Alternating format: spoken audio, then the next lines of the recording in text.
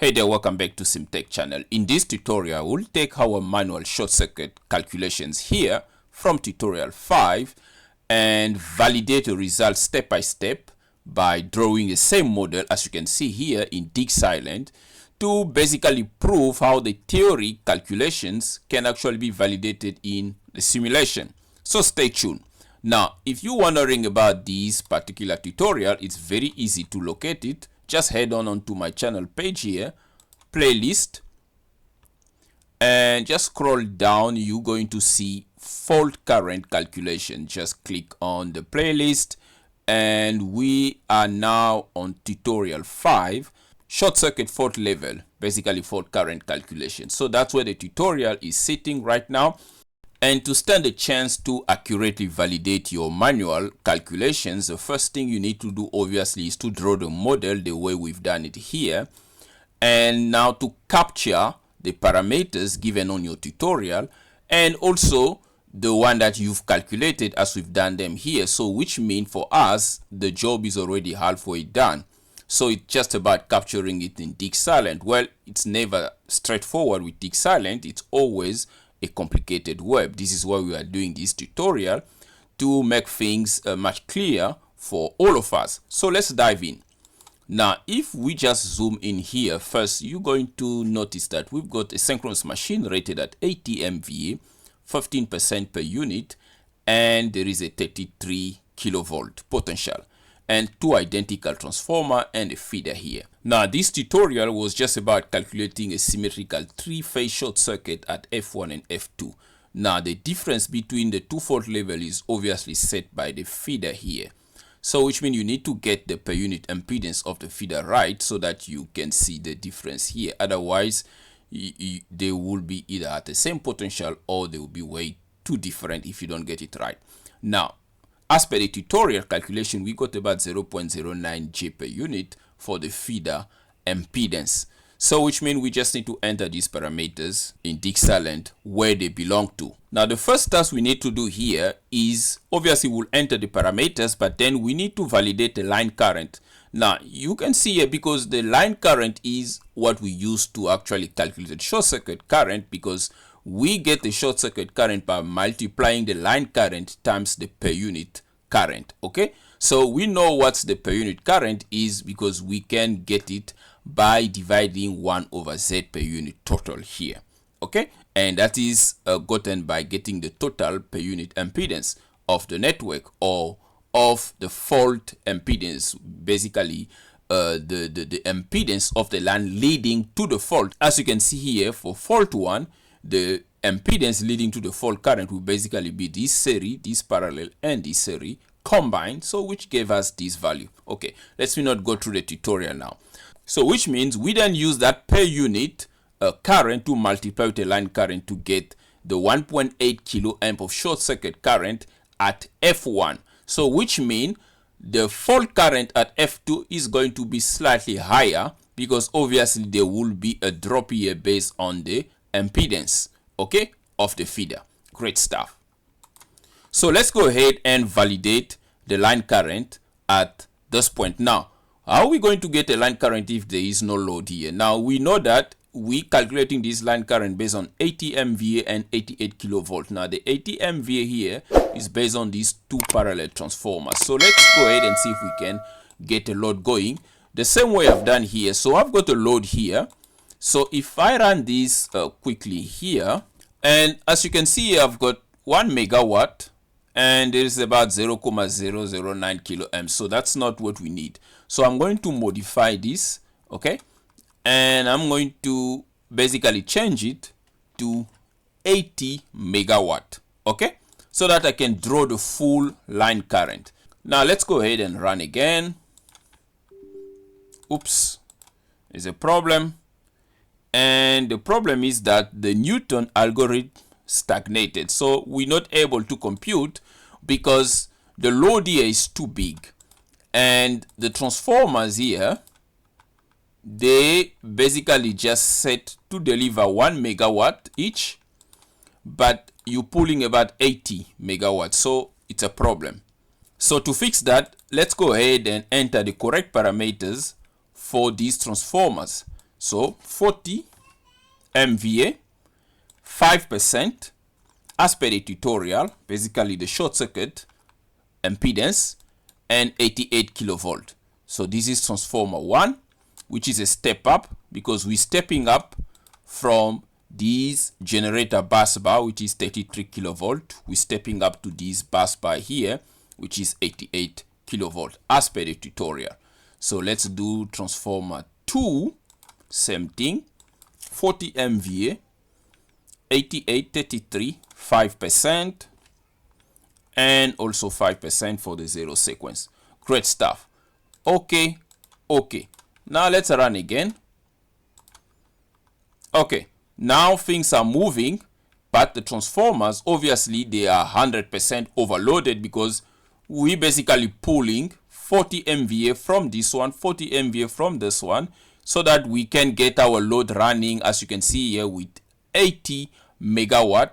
And the line current, as we've calculated, it's now 0.526 kiloamp, which is about 526 amp, and that's validate the 524.8 amp, which is about 99.9% accurate. Okay, now the next thing we need to do here is to first confirm the short circuit at the generator location, because we need to know what is the short circuit for this generator.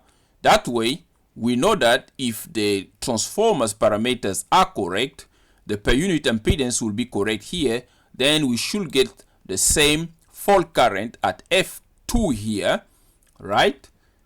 At F2 should be the same as per the tutorial.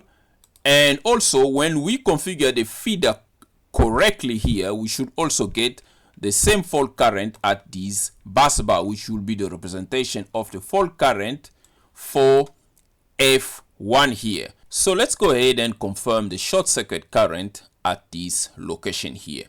So first, let's just go ahead and execute short circuit calculation, IEC 16909, three-phase short circuit, basically three-phase symmetrical fault, the same one that we computed in the manual tutorial. Okay, when we do that, we can see that we have about 7.1 kiloamp of short circuit current with a peak current of 18.2 kiloamp. But on our tutorial, we calculated a steady state short circuit current on F1 and F2, which we're going to confirm in a moment. But now we are seeing that the generator here at the bus bar, without any other per unit impedance here, only the generator parameters itself, we're getting about 7.1 kiloamp. So this is a maximum short circuit current that this generator can supply, which means when the short circuit current goes through the per unit impedance or the fault impedance, it gets degraded. Basically, it is reduced to a level, okay, which when we compute it here, we get about 2.1 kiloamps. Now 2.1 kiloamp, this is the location for F2. Let's confirm on our tutorial that is F2, but F2 on our tutorial we got about 2.6 kiloamp, and F1 we got about 1.8 kiloamp. So which means there is a problem here when we getting 2.1 kiloamp here, and obviously here it's going to be much less. It's not going to be the 8.1 kiloamps. It is about 2.1. So obviously we must configure the feeder correctly, and we also need to configure the generator parameters here. But in the tutorial, when we look at the generator, it says it got 15% per unit impedance. Okay, so which means that per unit reactance of the generator, when we double click and go on the type of the synchronous machine here, we've got 80 MVA and 33 kilovolt, which is exactly the same way as it is here in the tutorial. Now we only need to fix that 15% per unit reactance. And to do that, we must click on the VDE IEC short circuit, and we need to change this parameter, the sub-transient reactance.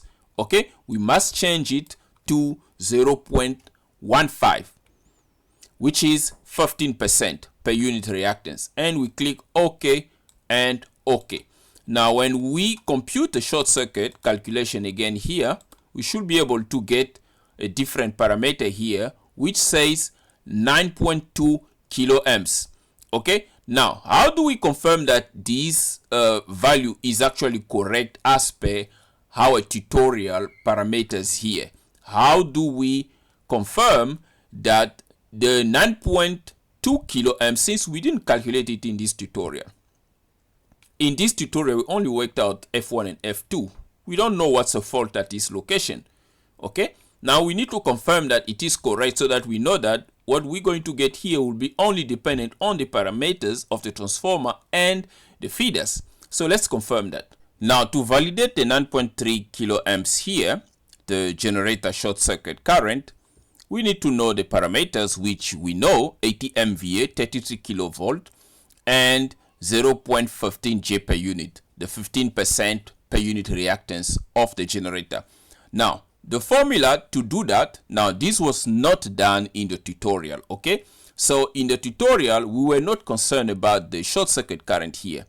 We were only concerned about the fault current at F1 and F2, hence we didn't do this calculation. So let's go ahead and do it. Now we know that Z per unit, okay, is equal to 1 over I per unit, or I per unit rather, it is equal to 1 over Z per unit. Now the Z per unit here is the X per unit of the reactance, so which basically mean this is equal to X per unit, which is 0.15. So we can calculate this very quickly. It's 1 over 0.15, which basically give about 6.67 amp. Now this is the per unit current of the generator. We need to know the short circuit current, which is calculated by multiplying the per unit current times the line current. Now the line current of the generator is given the same way that we calculated in the tutorial, but by using the different base here, which is the base voltage of the generator, which is 33 kilovolt. So it's gonna be S over square root of 3 times S times V base rather here, which is 33 kilovolt. So plotting the value, we're gonna have 80 MVA divided by the square root of 3 times 33 kilovolt.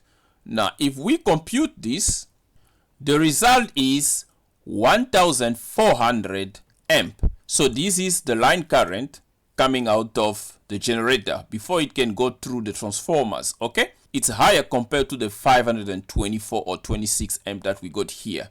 Okay, because this is a step up. Okay, the current get reduced as the voltage increased. So now in order for us to validate the 9.3, we must multiply the line times the per unit. So let's multiply times 6.67, and that gives us about 9.3 kiloamp. So now we know 9.3 kiloamp is a correct representation of our generator short circuit current. So which means if we don't get the correct fault here and here, it means our transformers or feeder parameters are incorrect. So let's go ahead and quickly execute here, since we fixed already there. There we go.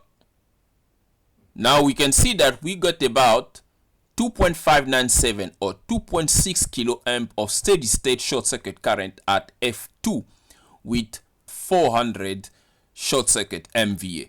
Now when we compare it with what we get here on the tutorial, you can see that on F2 here, okay, not counting the feeder, obviously short circuit here, the feeder is disconnected, the load is not receiving power anymore, and we get about 2.6 kiloamps, and the short circuit MVA is 400, and this is within 99 point something% of accuracy with our model here. So the only thing left for us to validate our manual calculation is the feeder, and to obviously confirm the short circuit at this point. Right now, by the way guys, if you found this tutorial useful, please make sure you give it a thumbs up and subscribe to CMTEQ channel. And if you want to receive more assistance from CMTEQ channel, please join my channel membership. The membership is open. There's a high voltage, low voltage, and high and low voltage tier where you're going to receive assistance, share your project detail, and we're going to figure it out together. Thank you very much for assistance. Great stuff. Now let's continue. So what do we need to do here for the feeder? Now we know that according to the tutorial, again here, the feeder here is 6.75% basically per unit reactance, okay, at 60 MVA base on the feeder. Now we need to get the actual reactance of this feeder here, because this is a line. Because normally in DigSilent, if you want to configure the line, a new type, you're going to get these parameters here for your AC resistance, the zero sequence and positive sequence for the reactance here, and also for short circuit you can have the susceptance parameters, but we do not have that, okay? So what we have is a per unit reactance that is given to us as 6.75%, and we have a base MVA.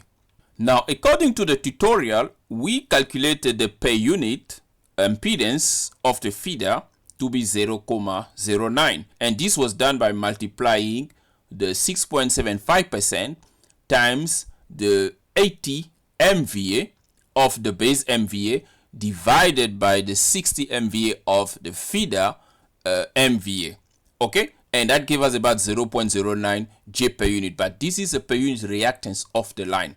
But for us to survive here, we need the actual reactance here. So we need to convert it to the actual reactance so that it can work. Because if we enter 0.09 here for the reactance and we execute, we're getting about 2.58. Okay, so it's not changing. Where else we know that in the tutorial we got about 1.8 kilo amps here. This one is validating, so which means the problem is the actual parameters of the feeder. So we need to get the feeder reactance.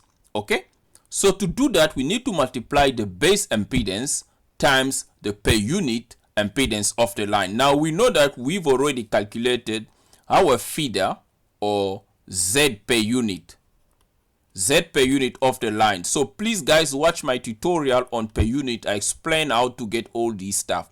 So Z per unit of the line, we already got it as 0.09 J per unit. Okay, so now what we're looking for is the Z actual of the line. So that will be ZA, okay, of the line. And to get this, we need to multiply Z base of the line times the Z per unit of the line. Okay, so if we do this, we're going to get the actual impedance of the line, which will actually be the actual reactance. So we can replace the ZA by XA. Okay, now how do we get ZB here? Now this is actually very simple. I've covered this on my tutorial on per unit system. So ZB here is basically equal to VB square divided by SB.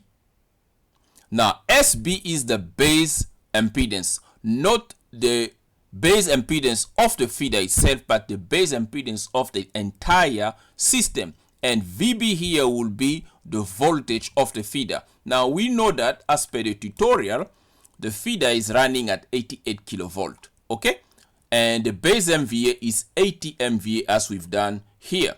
Okay, so which means we're simply going to replace here with 88 kilovolt square divided by 80 MVA.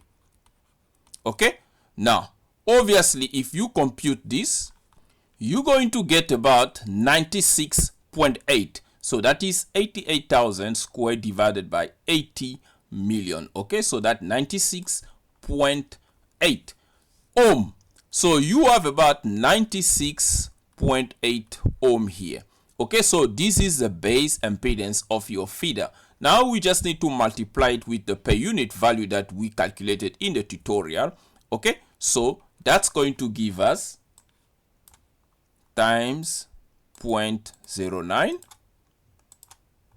and that's about 8.71 ohm. 8.71 ohm of actual reactance of the line. So that is a parameter that we must enter here. So that's about 8.71, and here also 8.71. Now we only worry about this because assuming that the cables are purely inductive, okay? So we just worry about the actual reactances, the resistance, they were not given. And we say, okay, now the rated voltage is correct. The current, it doesn't really matter. Obviously, it does matter in real conditions, okay? Please mind that. You can change here to overhead line, and it's 3-phase, and we say, okay. Okay? And automatically, we've got some parameters computed here, and then we say, okay.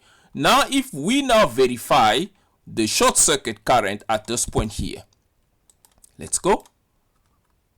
Execute 3-phase symmetrical fault, and it is checking out at 1.79 kiloamp, which is about 1.8 kiloamps. Now, let's confirm what we got in the tutorial here.